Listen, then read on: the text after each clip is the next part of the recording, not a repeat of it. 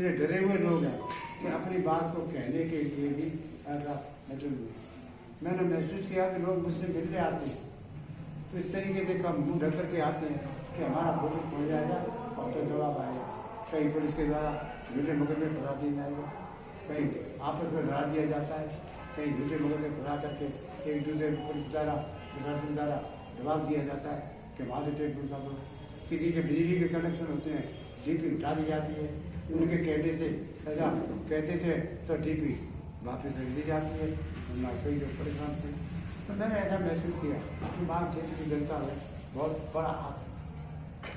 पिछले चुनाव में कारण में मेरे पुत्र अशोक शर्मा, स्वर्गीय अशोक शर्मा को वहाँ से भारतीय जनता पार्टी ने प्रत्याशी बनाया और वहाँ की जनता का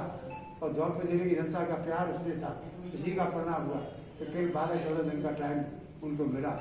और उन्होंने सब जगह जा भी नहीं पाए,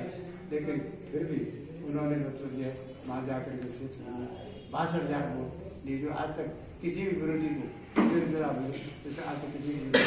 उम्मीदवार को नहीं बोली। और उसका कारण यही था कि क्षेत्र की जनता का प्यार इसमें रहा। और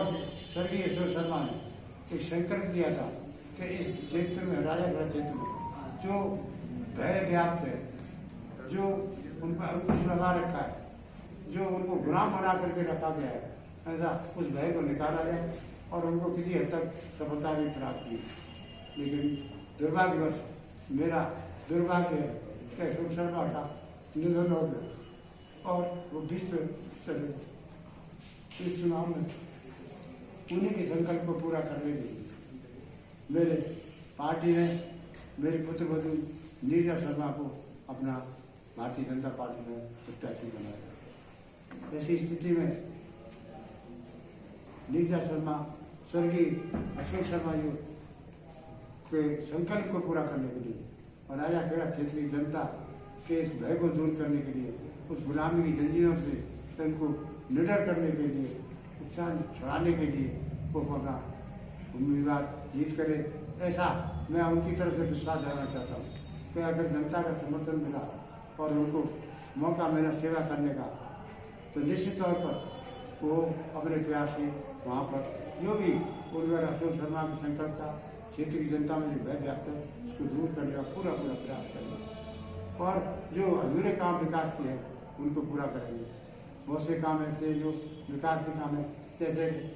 हमारी महारानी वसुंधरा जी के राजकाल में वहाँ से लहर निकाली गई, उन्होंने बजट भी कर दिया, लेकिन उस बजट को रोक दिया और क्षेत्र की जनता यहाँ सबसे अहम मुद्दा राजा खेत की जनता के लिए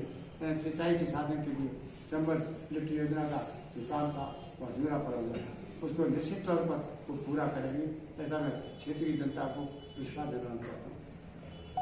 इस मौके पर मैं आपके माध्यम से एक चीज क्षेत्र की जनता को और निवेदन करना चाहता हूँ। जो वातावरण आज लग रहा है और ऐसा महसूस होता है कि जनता में आज उनके प्रति इतना रोष है कि ये चुनाव भारतीय जनता पार्टी के चुनाव लड़ी रही, प्रत्याशी के रूप में वो तो लड़े रही, लेकिन राजा खेड़ा क्षेत्र की जनता में उनके खिलाफ इतना आक्रोश है कि वो जो चाहते हैं कि किसी प्रकार से भारतीय जनता पार्टी का निर्णय जीते। ऐसी स्थिति में मैं और उसे वो विरोध पक्ष के लोग डरे हुए भयभीत हो गए हैं, ऐसा कहता, क्योंकि वहाँ पे चुनाव अकेली नीरजा शर्मा नहीं लड़ी, वहाँ का चुनाव भारतीय जनता पार्टी के कार्यकर्ता, भारतीय जनता पार्टी तथा वहाँ की जनता जो ऐसा महसूस कराया कि जनता चुनाव लड़ रही है नीरजा के साथ में, नीरजा अकेली चुनाव लड़ रही है। तो मुझे उम्मीद है कि साहब, लेकिन इससे भयभीत होकर के अब कुछ दुष्प्रचार करने का प्रयास कर रहे हैं मेरे खिलाफ, मेरे समाज के खिलाफ, और इस प्रकार का दुष्प्रचार कर रहे हैं कि देश के लोग भ्रमित हों, दूसरे कास्ट के लोग भ्रमित हों। जैसा कि आपको निवेदन करूँ, मेरा भतीजा रितेश शर्मा राजा जौनपुर से अपने बहुजन समाज पार्टी से चुनाव लड़े, कोई नई बात नहीं कि वो चुनाव लड़ रहे। उनके पिताजी भी 2 बार चुनाव लड़ चुके थे, जब मैं जौनपुर से लड़ता था वो बारी से चुनाव लड़ चुके, ये भी चुनाव लड़ रहे। वो पहले मैं बीजेपी में था, मैं कांग्रेस में था, तो वो बीजेपी में, जब मैं बीजेपी में आ गया तो कांग्रेस में चले गए, कांग्रेस में आ गया तो उसके खड़े होने से मेरा कोई सरोकार नहीं है, मेरा कोई मतलब नहीं है। ठीक है, प्रजातंत्र में वो अपने चुनाव लड़ रहे हैं, आपको नहीं बताऊं। लेकिन वो विरोधी पार्टी के लोग इस प्रकार का भ्रामक प्रचार कर रहे हैं कि साहब दोनों कुर्सियों ब्राह्मण की हो जाएगी, ब्राह्मण अन्याय कर जाएंगे। अरे प्रजातंत्र ऐसा हो जाएगी कि नहीं हो जाएगी, ये तो जनता के ऊपर डिपेंड करता है। ऐसा क्या ब्राह्मण चुनाव हारे नहीं है क्या मैं चुनाव हारा नहीं हूँ क्या, आज क्या वो चुनाव बनेगा? तो मेरा ये निवेदन है कि वो दूसरी पार्टी के लोग कास्ट की भावनाओं को फैला करके इस प्रकार का प्रचार कर रहे हैं, जिससे कि मेरे को यहाँ पे जो चुनाव लड़ रहे हैं वहाँ पे मेरे को नुकसान पहुँचा रहे हैं। तो मैं उन लोगों से निवेदन करना चाहता हूँ कि इस भ्रामक प्रचार में नहीं आवे। मेरा उनसे कोई सरोकार, मेरा भतीजा है, रिश्ता है, इसमें कोई शक नहीं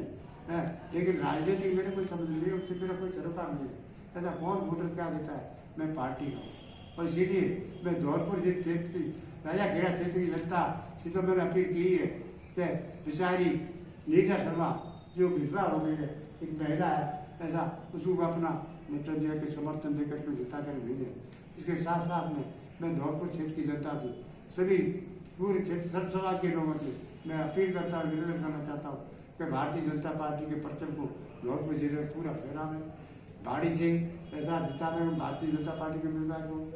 जेडी से जिता में भारतीय जनता पार्टी के उम्मीदवार, धौलपुर से भारतीय जनता पार्टी के उम्मीदवार के नाम, राजाखेड़ा से भारतीय जनता निडर होकर के निकालो और आपको इस प्रकार का समर्थन है कि जिससे कि राजस्थान में भारतीय जनता पार्टी की सरकार बनते रहे और लोगों को जो विकास के काम रुके हुए हैं राजस्थान के